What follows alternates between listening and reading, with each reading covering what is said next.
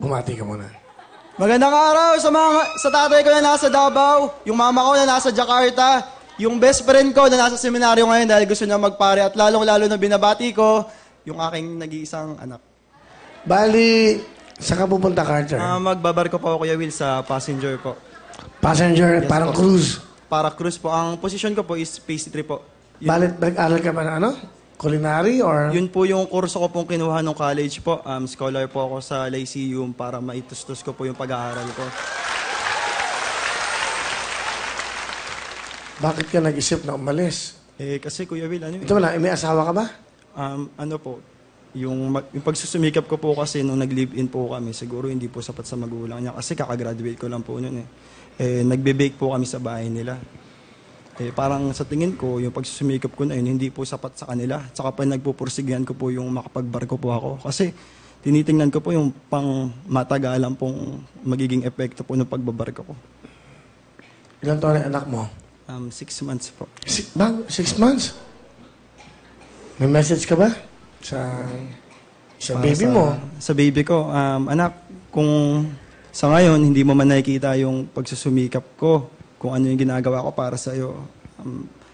Hindi ko alam kung paano yung takbo ng isip mo ngayon, pero lagi mo tatandaan lahat ng ginagawa ko para sa'yo. Darating yung araw na ma-appreciate mo lahat ng paghihirap ko sa'yo. Kung hindi man ako tanggap ngayon ng lolo't lola mo, darating yung araw, mapapatunayan ko sa kanila na tatay mo talaga ako.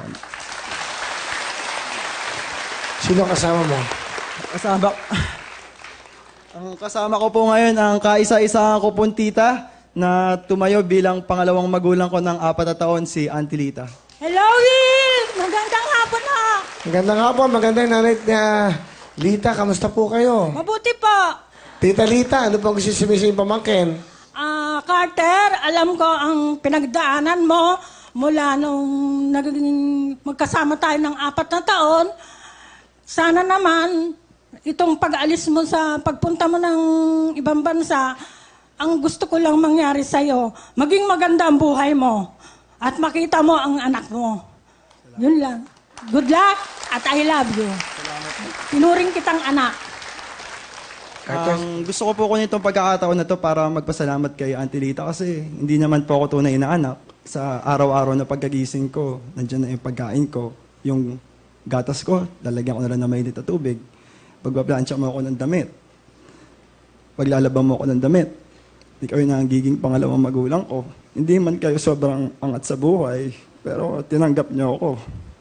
Tapos kayo pa yung laging umiimbita sa akin tuwing araw ng Pasko. Sa akin na pa yung nakakaalala ng birthday ko.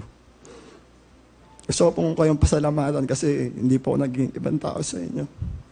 Darating po yung araw na masusukulihan ko po lahat ng pagmamahal po na binibigay niya sa akin, sa lahat mo ng kabutihan binigay niya sa akin. Maraming salamat po. Bigyan nyo nga ng jacket si Tita Lita. Yung jacket. Ay, thank you, Kuya Will. Nakakagulat naman kayo. Diyos ko, dahan-dahan lang po, Sakit ako sa... yung mga sponsors natin, bigyan nyo lahat.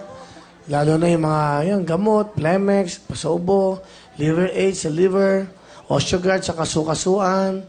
Siyempre yung Vita E, pampaganda ng skin. Siyempre po yung ating Bitter Go sa inyong diabetes. Bench Body Spray. Ano pa? Bigyan mo ng cellphone. Ay, thank you, Will. Bigyan mo yung Android. Ano na ba kayo mag-Android? Mag-aaral siyempre. Okay, sige po, para may communication kayo. Ay, thank you. Opo, nanay? Salamat po kayo. Carter, meron ka ba muna mensahe sa nanay na anak mo? Sa nanay ng anak ko, sabi ko lang sa'yo is, wag mo sanang, alam ko naman na hindi mo kakalimutan yung mga responsibilidad mo sa anak natin. Tapos, sana dumating yung araw na pakilala mo ako bilang tatay at saka lagi mo sabihin sa anak natin na mahal ko siya. Salamat. Ingat ka palagi. Kung ano man yung piliin mong career sa buhay mo. God bless. Ganda naman. Kaya ako, ganun din ako Ganito to. Kaya ako, ang puso ko sa babae. Anong ginawa sa akin ng mga Kasi babae? di ba pinanindigan mo na ngayon yung responsibilidad mo, sila pa yung maglalayo sa anak mo, di ba? Oo nga, pero Mahirap. sino kasama ko sa araw-araw? Diba? Papas ko, mag-New birthday ko, mag-isa lang ako sa kwarto. Ako lang mag-isa. All bar. Tapos, diba? Bilib ako sa'yo. Salamat, Kuya Will. Alam mo, ang buhay, may kasama ka o wala, importante, malinis ang hangarin mo sa kapwa mo Tama po. at sa mga mahal mo sa buhay. Sa Kuya Will, isipin po nila lagi na ang mga pagsubok po dumarating sa kanila, hindi po ibibigay ng Diyos. Kasi hindi naman natin makukuha yung problema na yan kasi alam ng Diyos na hindi natin kaya. Binibigay yan para mas maging matatag tayong tao, maging mabuti tayong tao. Para makilala natin kung sino yung mga taong papalibot talaga sa atin. Mag-ingat ka sa barko, ha? Apo, Kuya Will. Ganyan.